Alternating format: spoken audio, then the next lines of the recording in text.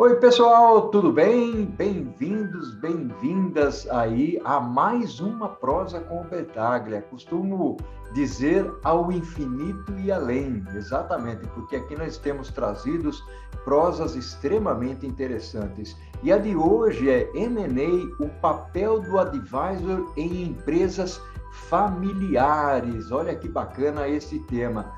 Muitas pequenas e médias empresas enfrentam difíceis decisões sobre as opções de vender ou adquirir novos negócios.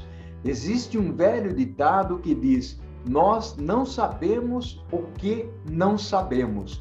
Portanto, muitos empresários simplesmente não entendem o suficiente sobre o processo de fusões e aquisições, ou mergers and acquisitions, para tomar uma decisão sadia do que fazer. E não conhecem o suficiente para contratar um profissional que possa apoiar, que conhecemos pelo nome de advisor. O custo de ignorar esse papel crítico em uma venda ou aquisição de negócios pode ser astronômico. Então, antes de decidir se irá fazer por sua conta ou recorrer a outros para receber conselhos, é importante certificar-se de ter uma compreensão completa do que um advisor de M&A pode fazer para você e sua empresa. Selecionar o advisor ou o conselheiro certo é o maior desafio para a maioria dos empresários. Uma contratação equivocada pode colocar tudo a perder, tanto no processo de venda como de aquisição. Por isso, é igualmente importante entender o papel e como encontrar consultores de M&A que são mais qualificados. E é sobre esse tema fantástico que nós vamos prosear. E eu tenho o privilégio de trazer aqui para prosear comigo o Luiz Cláudio Menezes. Meu caro Luiz, que fantástico ter a sua presença aqui na Prosa com Bertaglia. Muito bacana, meu amigo. Seja bem-vindo à Prosa com Bertaglia, Luiz.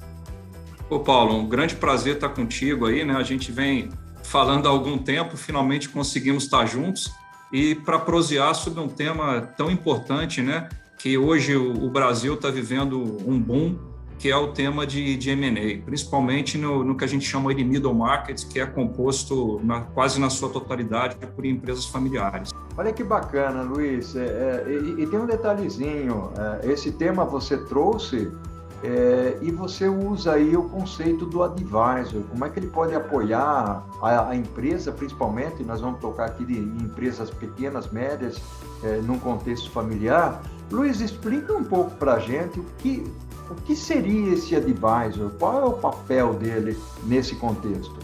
Não, acho que excelente ponto aí, porque o processo começa por aí, né? O advisor é aquele profissional que vai apoiar o empreendedor, né, os sócios, tanto num processo eventual de compra de alguma empresa, quanto num processo de venda, e aí pode ser total, parcial, enfim, durante todo esse processo, ou seja, desde a definição da estratégia, por exemplo, vai ser uma venda total, vai ser uma venda parcial, vai ser uma fusão, eventualmente com um concorrente para ganhar market share. Um ponto que é super importante, tentar entender qual seria o investidor ideal para esse negócio, que tipo de perfil.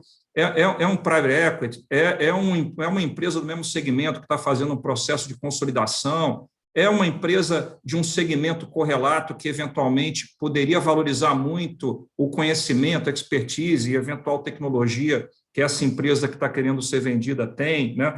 E aí entra todo um processo de levantamento de informações, né, que a gente chama aí de pré-due diligence, né, porque a gente precisa ter todas as informações financeiras, contábeis, entender bem o negócio do nosso cliente, preparar o teaser, preparar o infomemo, preparar o valuation, que é sempre um ponto crítico, né? A gente precisa alinhar um pouco a expectativa de valor do dono do negócio com o que, de fato, a realidade que o mercado está disposto a pagar. Esse é sempre um trabalho importante, porque precisa estar muito alinhado para poder seguir com esse processo, né?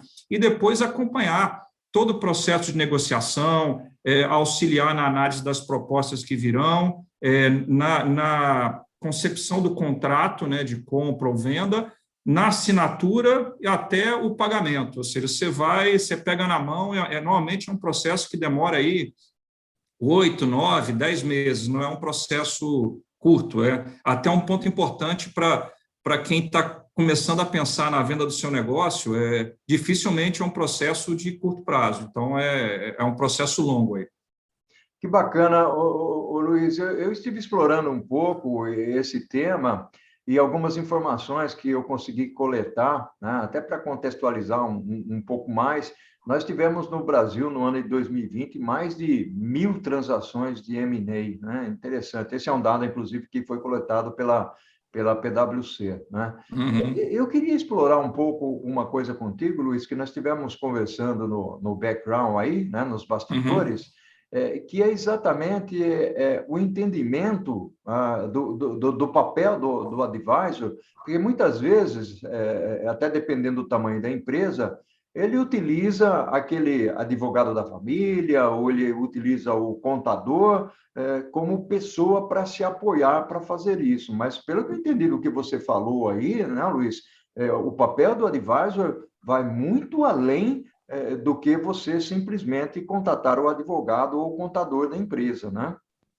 Não, sem dúvida. Só para voltar num ponto que você falou que é importante, né? No ano passado, nós tivemos, como você comentou, 1.038 transações durante 2020. Só no primeiro semestre desse ano, a gente teve 916 transações, ou seja, um crescimento de quase 50% na quantidade de transações em relação ao ano passado, ou seja, mostrando que, de fato, esse mercado está muito aquecido, né?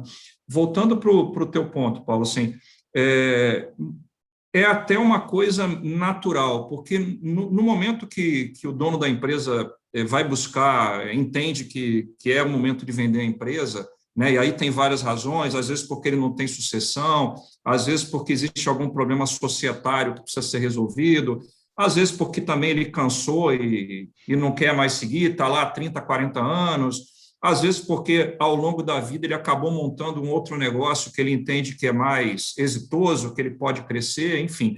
E aí o primeiro contato normalmente começa aí pelas pessoas de confiança dele, e contador e advogado são, né? O que acontece é que alguns projetos que hoje a gente tem vieram exatamente por advogados e contadores, né? Que cientes que eles não têm experiência, né, expertise para tocar um processo desses, eles acabam nos acionando para ajudá-los, né? Porque não basta só o conhecimento jurídico ou financeiro, você precisa entender o mercado, você precisa ter relacionamento com os potenciais compradores do negócio, você precisa entender de como se prepara toda essa documentação para o M&A, ou seja, é um escopo de trabalho bastante complexo. E, normalmente, dá problema quando uma pessoa que não é qualificada para isso resolve assessorar um cliente. A gente tem vários casos conhecidos de problemas sérios, porque depois que você assinou lá o contrato de compra e venda e recebeu lá ou o valor inteiro ou parte, enfim, dependendo de como foi a transação, voltar é complexo, tem uma série de penalidades, enfim, é duro, né? Então, bom, excelente teu ponto, porque, de fato, o advogado e o contador, eles são complementares, eles são importantes nesse processo, mas eles não são especialistas em compra e venda de empresas. Eu entendo esse papel do advisor como um papel extremamente importante e relevante nesse contexto todo. Eu tive alguma experiência, eu estava falando contigo aqui no bastidor, né? Eu tive alguma experiência, inclusive, fazer uma incursão em empresa, e muitas vezes você acaba desgastando, depreciando a empresa principal, tirando, sacando dinheiro dali, jogando para outro lado, e muitas vezes você não está percebendo, né? E esse caso que eu estou contando é exatamente uma atividade onde nós deveríamos fazer um estudo de valorização da empresa para poder vender. Só que as máquinas estavam obsoletas, os funcionários que estavam ali estavam totalmente desmotivados, né? Você Você chegou a ter este tipo de experiência nas suas andanças por aí também, ô Luiz? Não, sem dúvida. Eu acho que um dos pontos principais aí do advisor, lá quando começou, quando você teve a primeira reunião com o teu potencial cliente, ou seja, ele não te deu um mandato, ele ainda está te conhecendo, você precisa entender um pouco, um pouco não, de preferência, entender um pouco mais de profundidade a situação da empresa, porque você pode, talvez, com algumas ações, valorizar muito o negócio. Se aquele proprietário ele não estiver desesperado para a venda, e às vezes acontece, mas se ele não tiver, porque às vezes você, melhorando algumas coisas de gestão, melhorando o sistema, melhorando o nível de contabilidade, resolvendo algum problema societário, um outro problema clássico, né? É aquele proprietário de empresa que ele não tem uma patrimonial, ou seja, os bens pessoais estão misturados com a empresa, ou seja, você tem tempo de fazer, isso aí é um problema sério lá no final. Primeiro que vai gerar muito desgaste e talvez alguns potenciais compradores não vão se interessar. E segundo, na hora que ele efetivar a venda, a pancada do leão vai ser absurda se os bens não tem uma proteção patrimonial, né? E também você pode, inclusive, auxiliá-lo na estratégia do negócio. Às vezes, se ele entra num novo mercado, ou se ele lança algum produto específico, ele valoriza muito o ativo dele. Então, esse papel aí pré-M&A do advisor também é bastante importante. E eu acho que a gente tem aqui na Souch um diferencial que tanto eu quanto o Flávio Batel, que é o sócio fundador, nós não viemos do mercado financeiro, e nada contra quem vem do mercado. Nós fomos executivo de vários segmentos a nossa vida inteira, então a gente entende de negócio, gosta de entender, gosta de aprofundar, e muitas vezes pode parecer um tiro no pé, mas a gente pega o proprietário e fala, cara, é o seguinte, melhora isso, volta daqui a 8, 9 meses, que eu tenho certeza que tua empresa vai estar muito melhor para a venda. Né? Tem gente que aceita e vai, tem outros que não importa, quero vender, e a gente vai procurar assessorá-lo, mas esse ponto que você trouxe aí, ele é realidade, na verdade, é uma realidade bastante comum nos negócios familiares. Né? A gente estava até comentando um pouco antes aí de começar a prosa, que eu percebo que tem um certo, que eu estou apelidando de Vale da Morte aí, que chega uma hora ali que, quando a empresa passa de um certo tamanho, começa a ter esse risco, porque aí faltou preparação para o empreendedor, normalmente não tem uma equipe de gestão tão qualificada, não tem uma visão muito de estratégia de médio e longo prazo, e aí a empresa começa a derrapar. Né? Então, o ideal é que se prepare melhor a empresa para que se possa fazer uma venda melhor, né? Agregando mais valor. Né? Interessante o que você está falando aí, ô Luiz, até por conta de algumas informações, eu começo aqui a refletir, ou seja, nós estamos nesse momento aqui, né, não só pela pandemia, mas prévio a isso, vivendo o boom, né, das startups, vamos dizer assim. Né? Uhum. Isso está acontecendo bastante no mercado, e, logicamente, esse pessoal... E a gente sabe, tem um histórico aí de que o percentual de startups que quebram, ele é muito alto, é um percentual alto. Né? Então, esse papel do advisor, ele torna-se cada vez mais importante. E é essa parte que eu queria explorar contigo, Luiz. Passou aqui, o nosso primeiro tempo aqui passou voando, né? A prosa é deliciosa, né? Então, voou bastante. Eu queria explorar, num segundo tempo, um pouco mais do papel do advisor, né? Falar da seleção do advisor, algumas particularidades que sejam realmente essenciais nesse contexto da prática, né? E de como utilizar-se do advisor, até se você conseguir falar alguma coisa de como as empresas poderiam remunerar esses advisors. Claro. Pode ser, Luiz? Vamos nessa? Claro, vamos sim, claro. Perfeito. Luiz, meu amigo, essa prosa está fantástica. Eu fico muito feliz, Luiz, em trazer pessoas do bem aqui que estejam inclinadas a compartilhar o conhecimento, as suas experiências e trazer assuntos que sejam relevantes. Nós construímos aqui na Prosa com Bertaglia uma seleção de temas. Hoje nós estamos com mais de 200 prosas, mas seleção de temas que tenham a ver com as empresas com as organizações, independentemente do tamanho, e falamos muito sobre empreendedorismo, que é o cerne da questão aqui. Meu amigo, vamos explorar um pouquinho essa parte do advisor, né, conforme eu falei no finalzinho do primeiro tempo. Vamos lá? Claro, vamos lá.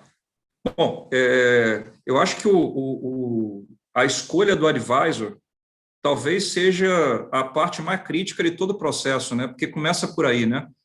Então, a minha recomendação aí para um eventual aí empreendedor, dono de empresa que está pensando em vender a sua empresa ou eventualmente adquirir uma outra, que converse com mais de um, né? Que procure, primeiro, entender as qualificações desses advisors. Tem várias boutiques de M&A hoje atuando aí. Se ele é uma empresa, por exemplo, de middle market, que procure se informar quem são as boutiques de M&A de middle market que vêm fazendo transações, entender se esses caras têm experiência nesse segmento específico da empresa dele, entender, ter mais de uma reunião. Acho que tem um ponto aí que às vezes é intangível, mas é super importante, que é ter empatia. Porque você vai ali, como eu brinquei lá na primeira parte, no primeiro bloco, você vai segurar na mão do teu cliente aí por um bom tempo, tá?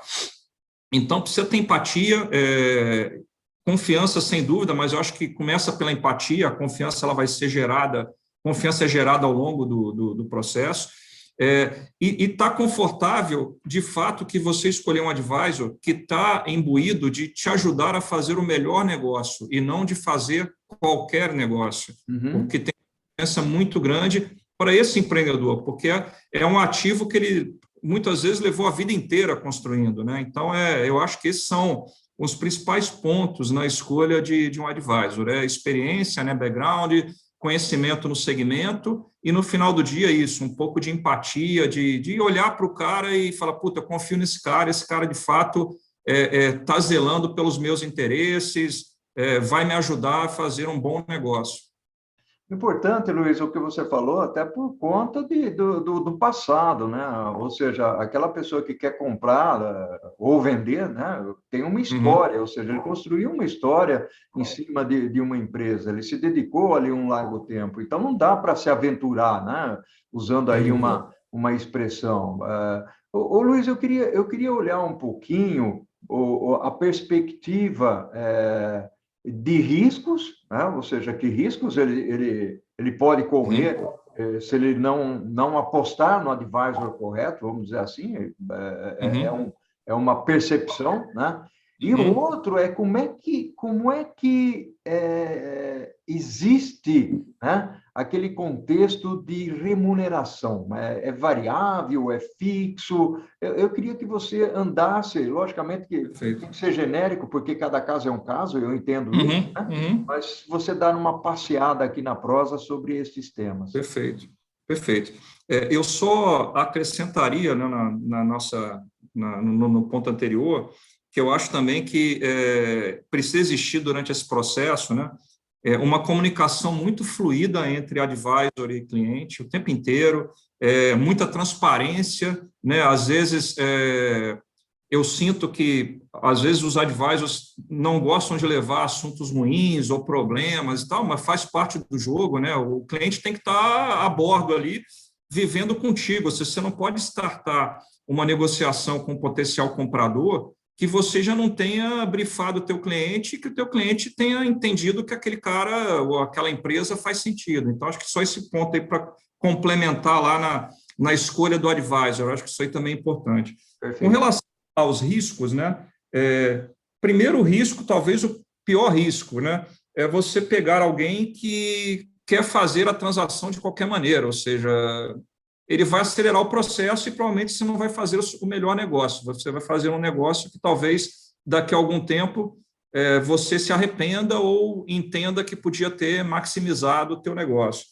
Um outro risco grande, né, é fazer o negócio com um sócio errado, principalmente, que é muito comum, quando não há uma venda de 100% do capital da empresa, há uma venda 40%, 50%, 60%, enfim, isso é muito comum, principalmente quando é investida de private equity, né, ou de family office, que eles querem que o empreendedor continue no negócio, porque agrega valor, imagina você casou e o casamento não deu certo. E você vai pôr em risco a empresa. A gente conhece caso de empresa que teve que fazer write-off, é um negócio muito sério. Um outro risco é calibrar mal as expectativas de valor da empresa, né? E também ficar fechado e não aceitar nenhum tipo de negociação, né? Não ter na cabeça um valor que muitas vezes até é válido, mas assim, mas que você chegou perto desse número e você, por alguma razão ali que talvez não seja nem racional, não, só vendo se for por esse valor, enfim. E aí você tem o que eu falo de, vamos dizer, efeitos externos, né? Como é um processo longo, aí aqui no Brasil, principalmente política, mudança na economia, isso pode afetar muito o teu negócio, né? Você faz como no cálculo, por exemplo, do valuation, dependendo da taxa de juros que você traz o teu ativo a valor presente, muda totalmente o valor da companhia, né? Então, acho que esses são, na minha visão, os principais riscos do negócio em si, né? De não ser um bom negócio no final. E com relação a outro ponto que você falou, que é a remuneração, a gente aqui na Solstic, a gente trabalha 100% com FII de sucesso, tá? No mercado é prática de se ter um valor mensal, que o pessoal costuma chamar no meio aí de retainer, que é um FII mensal que o cliente paga para remunerar ali, enfim, a equipe e tal. A gente aqui não acredita nisso, porque, na verdade, a gente está começando um processo sem saber se vai ter sucesso lá na frente. A verdade é essa. Tem uma série de conjunturas que o processo de M&A é um processo complexo e não dá para garantir resultado.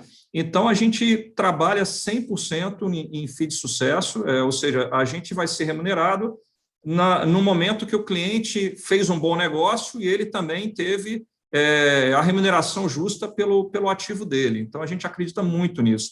E os valores de FII estão muito aí entre 4% e 6%, muito associado ao tamanho da empresa, à complexidade do negócio. Por exemplo, se você é contratado para comprar uma empresa, a tendência até que esse FII seja um pouco mais baixo, porque muitas vezes, a gente tem um caso aqui hoje, o cliente já chegou para a gente até com uma lista de potenciais targets, ou seja, o nosso trabalho de prospecção aqui, ele será menor, a gente gastará menos tempo nesse troço, mas normalmente está ao redor entre 4% e 6%, que é o FII aí mais ou menos de mercado.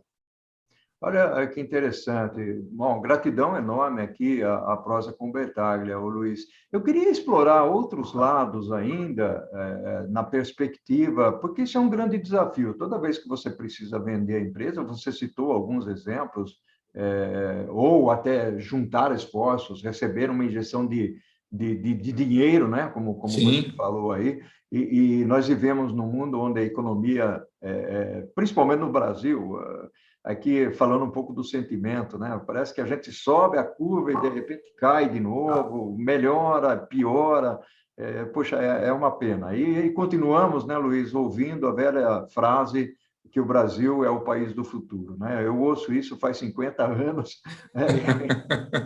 Eu também. Ainda bem que o futuro existe, vamos em frente. Mas eu gostaria que você explorasse um pouco aí.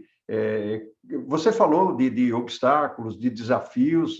Se você tiver mais alguns e queira comentar, fique à vontade. E também, Luiz, eu já me arriscaria aqui a pedir para você, pela sua experiência, né, quais são as dicas que você daria para aquelas pessoas que querem entrar numa transação de M&A?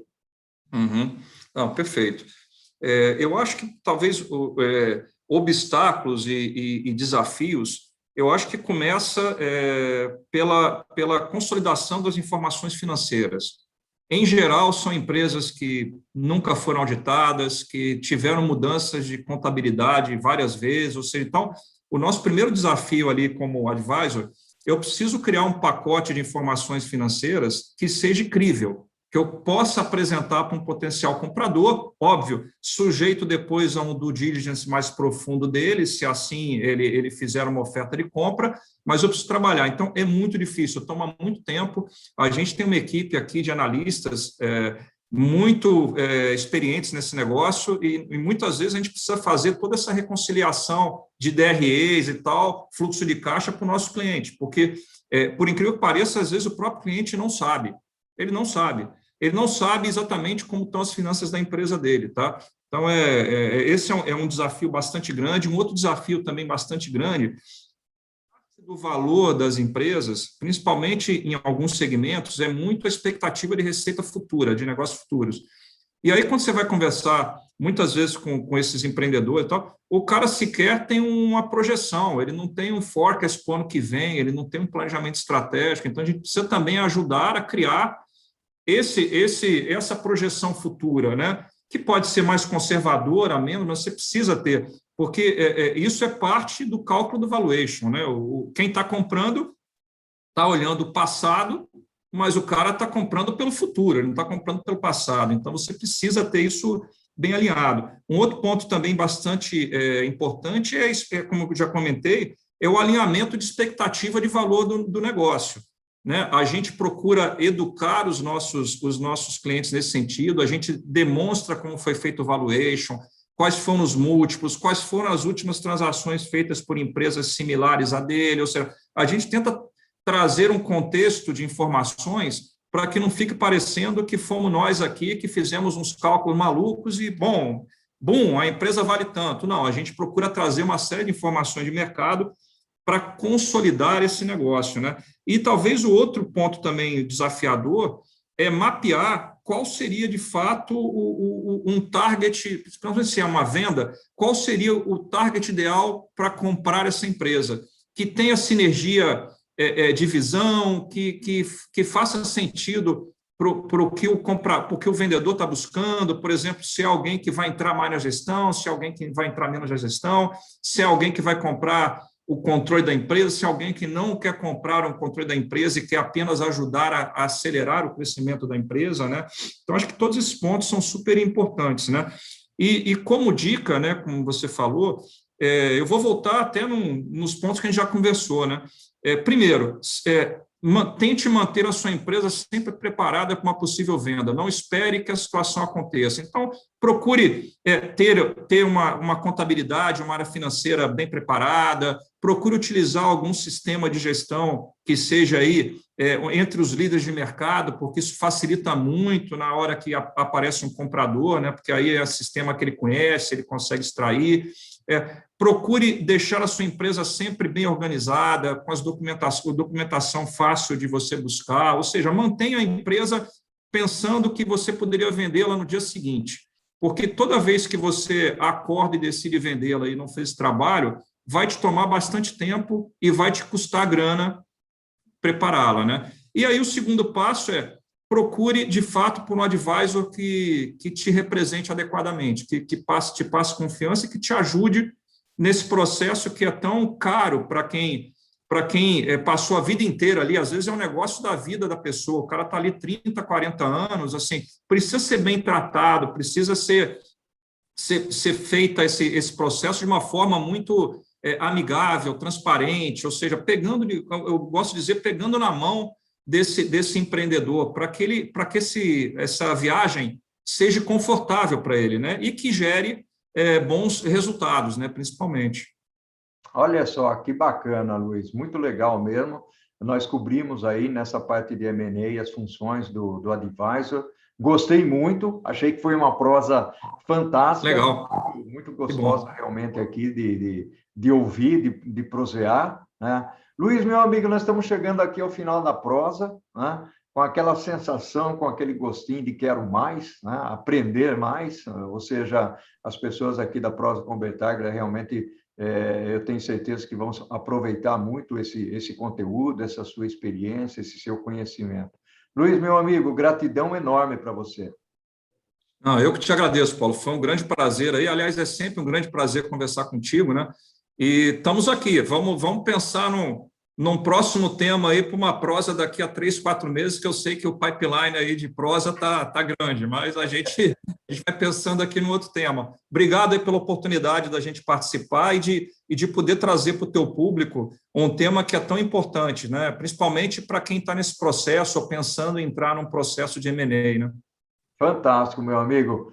Ao infinito e além, né? Um abraço Para virtual para nós. você aí. E um Um abraço grande para todas abraço as aí. pessoas que estão acompanhando o canal aqui e se inscrevendo no canal, né? Então, Luiz, interessante, muitos professores de renomadas universidades baixam os vídeos aqui da Prosa com Bertaglia para submeter aos alunos, para que eles tenham acesso, eles possam também aprender. E também nós estamos colocando os vídeos aqui em alguns blogs das universidades. Então, eles nos convidaram e nós estamos colocando aqui. Fantástico, fantástico, Um fantástico. abração, meu amigo. Tudo de bom. Outro para você, Paulo. Muito bom participar contigo aí. Forte abraço aí. Gratidão. Tchau, tchau.